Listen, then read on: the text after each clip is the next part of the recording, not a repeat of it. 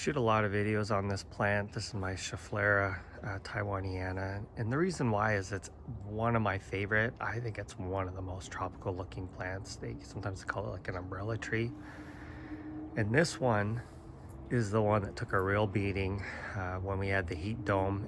All the new growth fried, and I was quite concerned about it. It lost a significant amount of foliage, but I'm happy to report it is, since we've kind of cooled down a bit, we've been out of the 90s. It is putting on a whole new flush of growth, and you can see kind of all this nice new green growth. You can kind of see, like right here, this was the growth from earlier in the season that got fried. Tried to pull as much of it off as possible, but it is growing. It's put on another foot or so, more than that actually, I'd say, of height. Eventually the leaves turn this nice deep green color,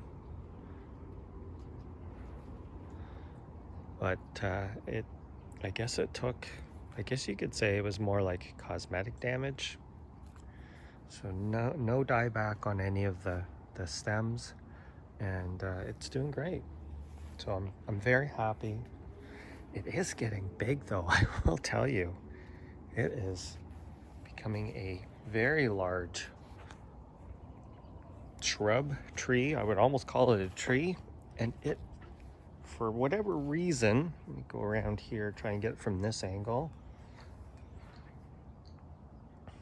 Mine keeps throwing up more and more stems from the ground.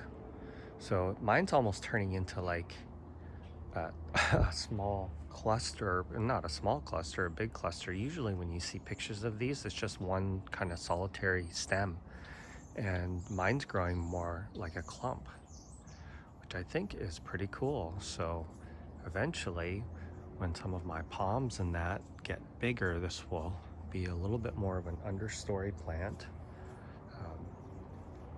One thing I will say, which I've learned, is I get some high winds that kind of come through this area, and they tolerate it reasonably well, but they do take damage. So if you have a spot that's not so windy, that would be preferred.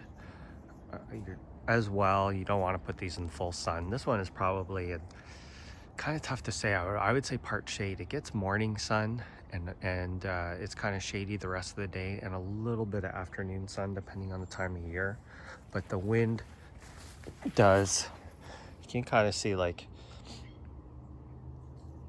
not all of the kind of leaf segments are all great. When we do get high winds in the winter, sometimes it'll just pull off one or two of these leaf segments off the entire whorl, or whatever you want to call it. But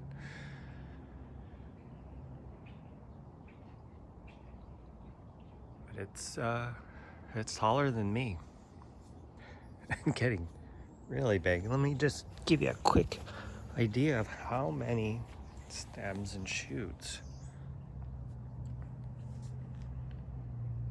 You can see it's throwing up all these little ones. There were more that kind of got zapped, but there's a couple new ones there. So I don't know, I haven't seen photos of them like this, but I like it. And supposedly I could cut this off and start it from cuttings. So that's my goal, is to eventually get a few more throughout the garden. It's an uncommon plant. It seems to have disappeared from the nursery trade around here. You used to be able to, I'd see a few of them a year, and I haven't seen any in quite a long time. So if you can find one, buy it. Thanks for watching.